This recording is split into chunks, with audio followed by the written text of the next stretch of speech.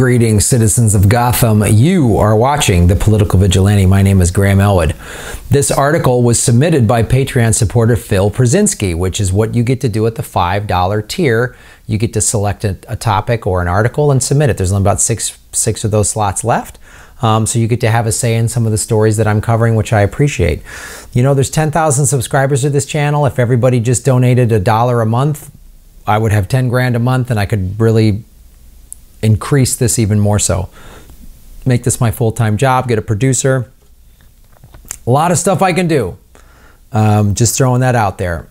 One of the ways you get to be a part of the show is by joining on this tier.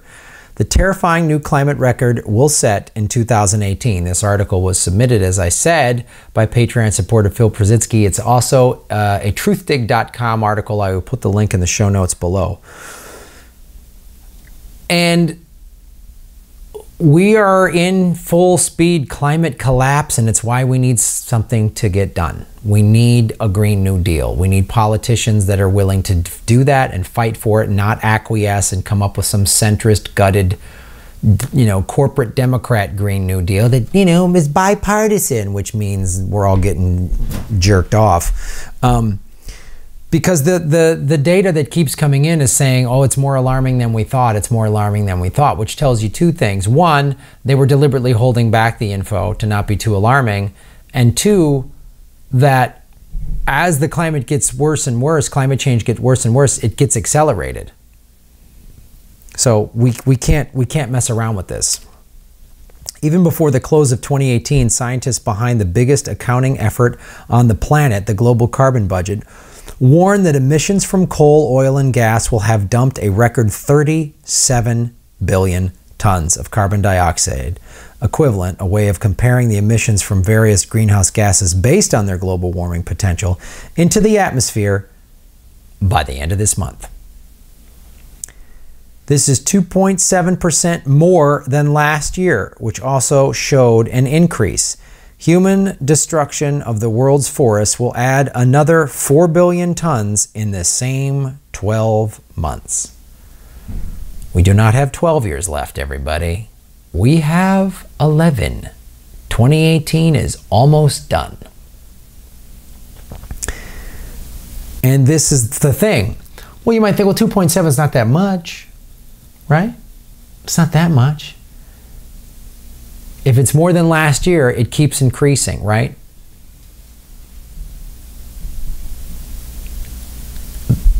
Which creates more melting of the ice caps, which raises the ocean levels, which creates more flooding.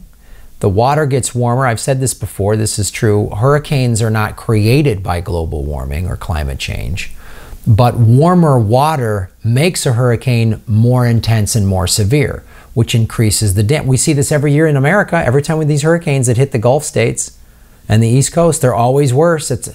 Right? The severe droughts we keep having every year in California is the worst year of fires. Then the year prior was the worst year. Like each year we're beating a new record. That's not good. That's not good. So here's what else they're saying. But in a commentary in Nature, which is an organization, a second set of scientists warns that time is running out. At the present rate of fossil fuel use, the world is set to breach the 1.5 centigrade target by 2030, rather than the 2040 that everybody assumed. That is because rising emissions, declining air pollution, and natural climate cycles working together will make climate change more fast and furious than expected.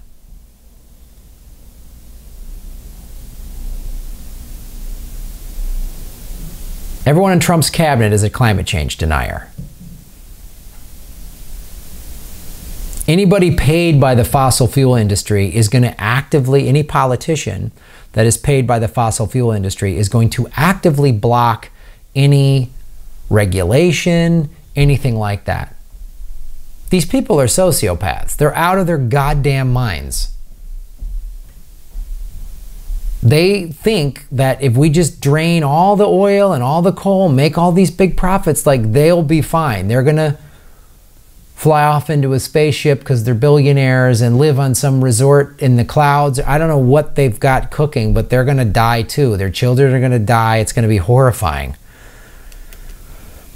The biggest emitters are China, the US, India, Russia, Japan, Germany, Saudi Arabia, South Korea, and Canada. But taken as a collective, the European Union elbows India out of third place.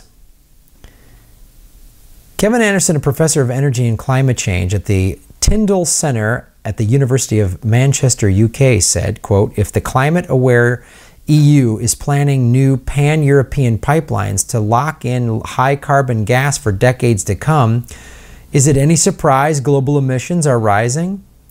If evergreen Sweden, currently without any major gas infrastructure, is enthusiastically building a new gas terminal in Gothenburg, is it any surprise emissions are rising?" See, I didn't know this.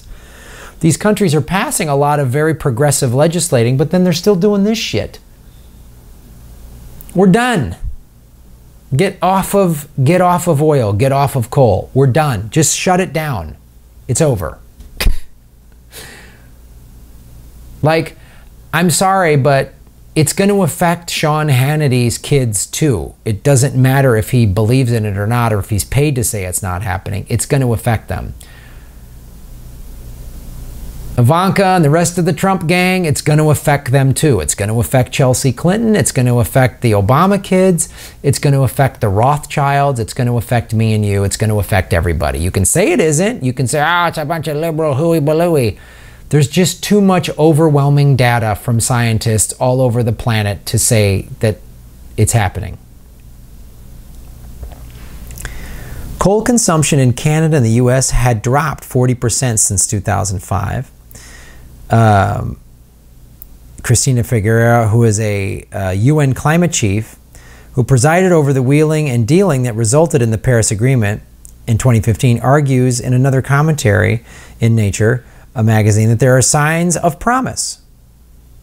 Thousands of businesses in 120 countries had signed up to the Paris goals, which could bring 26 trillion in economic benefits, including 65 million new jobs in what she called the booming low-carbon economy. We have already achieved things that seemed unmanageable just a decade ago, she said. So that's good. It's not all gloom and doom. There are a lot of people doing a lot of smart things, but we can't tolerate. There's no time for pragmatic incrementalism. There's no time for it, man. There's no time for it.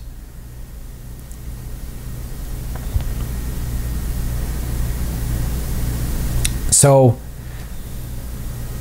we should do two things. Any country that is staying in the fossil fuel, we need to be critical of all those politicians. If you live in Sweden or the UK, voice your concerns, and then support this stuff that is the businesses in 120 countries. Support businesses that are in line with the Paris Agreement, right? That's what we need to do. Because exponential decline, we could reverse it and have exponential solutions, right? That exponentially fix the environment in the same way that is exponentially being damaged right now. Exponential progress is the key solutions.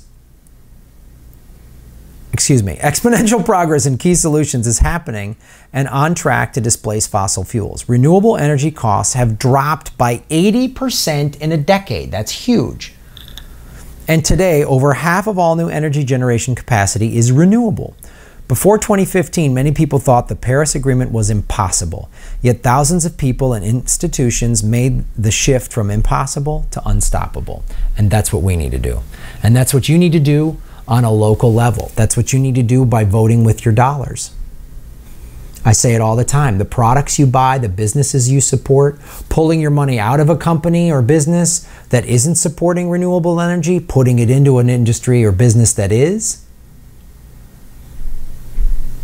There's so many ways you could think uniquely. How can I, like, well, Graham, I've got this job and I can't give it up because I need the money to support my kids or whatever. Okay, but I'm making decent money, so instead of spending money on this thing, I could spend it on helping get the word out about renewable energy. I can start showing up at the school board meetings where my kids go to school and say, how come we're not putting solar panels on the schools and wind turbines, and having a committee of people on the school board that are like, how do we make our schools the most energy efficient and use the most renewable energy? And why don't we have this as a curriculum so all the students get involved? Stuff like that. Because when we all do the little things like that, that's what makes us all political vigilantes, ladies and gentlemen. So please support the show. Go to patreon.com/Graham Elwood. And also, Progressive Comedy Tour is coming to Florida in January. Get your tickets now. They're going to start selling out. All right? March, we're going to New Orleans, Lafayette, Pensacola. Going to add more dates to that. April, we're going to Texas. May, we're going to Salt Lake City and Boise. Go to GrahamElwood.com. We'll see you soon.